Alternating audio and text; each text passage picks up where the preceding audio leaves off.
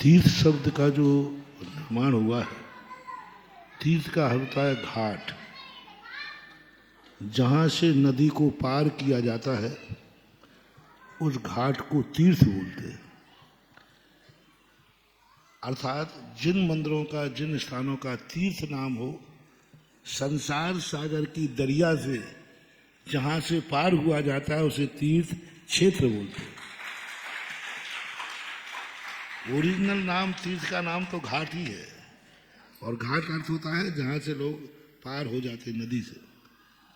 तो ये तीर्थ संज्ञा जो है धर्म के क्षेत्र में इसलिए आई कि धर्म भी हमें संसार सागर से पार उतारता है। मंदिर अलग चीज है, तीर्थ अलग चीज है। मंदिर की एनर्जी उतनी ही होती है जितने लोगों के लिए वो मंदिर बनाया जाता है। कोई भी वस्तु है, वस्तु का मूल्य नहीं है, दान का मूल्य नहीं है, मंदिर का उतना मूल्य नहीं है। यह मंदिर, यह दान कितने लोगों का इसका सदुपयोग करेंगे, इसका उपयोग क्या है। एक व्यक्ति ग्रस्त को भोजन कराता है और एक साधु को कराता है। ग्रस्त को ज्यादा भी करा देता है, लाखों लोगों को करा देता है, पर उसमें कहीं पुण्यबंध नहीं लिखा। लेकिन एक व्यक्ति साधु को कराता है, भोजन तो दोनों में खर्च किए। सवाल भोजन का नहीं है, भोजन लेने के बाद खाने वाले ने क्या किया, खाने के बाद क्या किया, उससे पुण्य का बंध होता है। अब साधु आहार लेने के बाद दिन भर कितना पुण्य करता है। इसी प्रकार जब मंदिर बनता है, कितने लोगों के लिए बनाया गया, अकेले परिवार के लिए। उस मंदिर में उतनी ही ताकत है कि वो परिवार को चलाने लायक शक्ति है, क्योंकि प्रतिष्ठा के समय संकल्प करना है। ये मंदिर, ये मूर्ति तुम किस लिए बना रहे हो, गृह चैत्यालय को, बस उसकी एनर्जी घर तक ही सीमित है। ये मंदिर क्यों बना रहे हो, कॉलोनी के उपयोग के लिए। अब जितनी कॉलोनी में लोग हैं बस उतनी ही एनर्जी उसमें होगी। मूर्ति एक ही समान है। और वही कार्य आपने तीर्थ क्षेत्र में किया। ये तीर्थ क्षेत्र में ये मूर्ति बैठा रहे, मंदिर बना रहे, कितनों के लिए, असीम। तीर्थ नाम आते ही पूरे आर्यावर्त के लिए, पूरी समाज के लिए, भारत के पूरे तीर्थ यात्रियों के लिए तीर्थ बनाया जाता है। तो तीर्थ में दान देने वालों को इतना पुण्य लगेगा जितने भारत में जैन धर्म के श्रद्धालु हैं, क्योंकि आपने सबको बनाया। अब वहां दान में से कितने लोगों को लाभ के लिए बनाया, इतने लोगों को, उन सबका परसेंटेज कितना बढ़ गया। और अपने गांव में कॉलोनी में बनाया तो दुनिया भर के लिए नहीं बनाया, मात्र कॉलोनी की उपयोगिता के लिए बनाया। तो वहाँ की हुई क्रिया मात्र उतनी ही एनर्जी दे सकेगी जितना एक कॉलोनी के लिए मिलती है।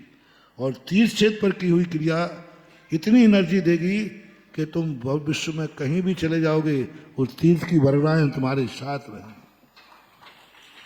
मैं बहुत बार कहा करता हूँ, यदि घर में सुरक्षित रहना है तो गृह चैत्यालय काफी है। अपनी कॉलोनी में अपनी सुरक्षा चाहते हो तो कॉलोनी के मंदिर में आप विधान कीजिए, पूजा पाठ कीजिए, भक्ति कीजिए, आप कॉलोनी में सुरक्षित रहें।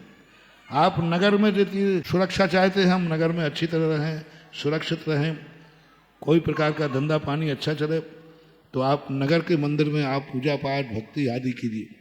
और आप चाहते हैं कि मैं नगर के बाहर जाऊं, भारत में कहीं जाऊं, मैं सुरक्षित रहूं, दुर्घटना से बचूं, सभी स्थानों पर मुझे लाभ मिले, यदि ऐसा चाहिए है तो आपको अपना कोई ना कोई एक तीर्थ क्षेत्र चुनना पड़ेगा जो वहां पूजा करना है।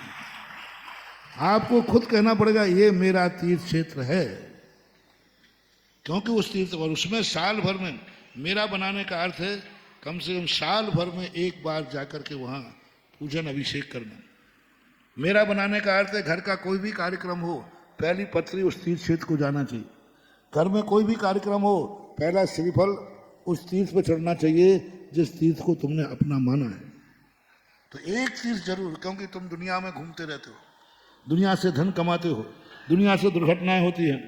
तो हर जैनी के लिए जो अपने नगर से बाहर व्यापार करते हो, नगर के बाहर यात्रा करते हैं, तो हर जैनी को अपना स्वयं का एक तीर्थ क्षेत्र बना लेना चाहिए।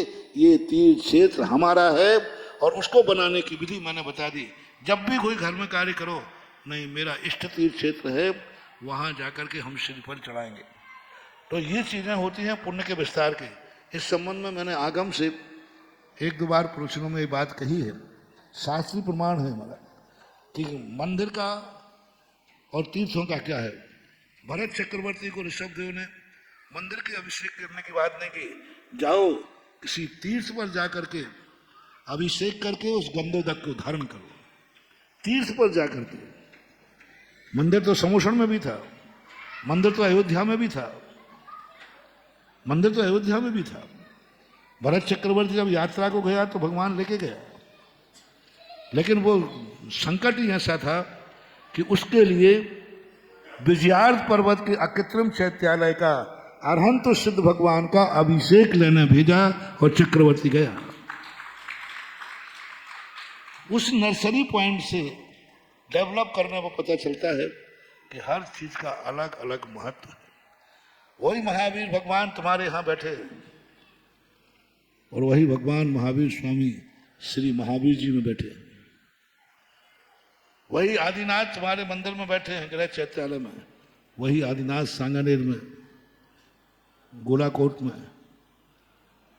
हनुमान ताल में, जो तीर्थ का रूप ले चुके हैं वहां बैठे हैं। उनमें बहुत अंतर है। वही भगवान देवताओं के विमानों में बैठे हैं, वही 500 धनुष, वही कोई भी अंतर नहीं। वही भगवान देवताओं के विमान में बैठे हैं और वही भगवान नंदीश्वर तीर्थ पे बैठे हुए हैं। देवता उतनी पूजा पाठ अपने मंदिरों में उतना नहीं करते, अष्टांग का पर्व में वो नंदीश्वर दीप चुनते हैं। क्यों, क्या फर्क है? वहां की मूर्ति में, वहां की मूर्ति अकृत्रिम चैत्यालय सब एक समान होते हैं, वहीं क्यों जाते हैं वो? क्योंकि अपने विमान का चैत्यालय में एनर्जी इतनी ही है जितनी विमान के लायक है। और नंदीश्वर दीप पूरा त्रिलोकी तीर्थ कहलाता है, समस्त देवताओं का तीर्थ कहलाता है। वो देवताओं के लिए ही बनाया गया है। देवताओं के तीर्थ जो हैं, सबसे बड़ा देवताओं का तीर्थ है नंदीश्वर दीप, सबसे बड़ा तीर्थ है। अकृत्रिम चैत्यालय सभी देवताओं के होते हैं, लेकिन नंदीश्वर तीर्थ है क्योंकि सारे देवता किसी भी अकृत्रिम चैत्यालय में सामूहिक रूप से नहीं जाते।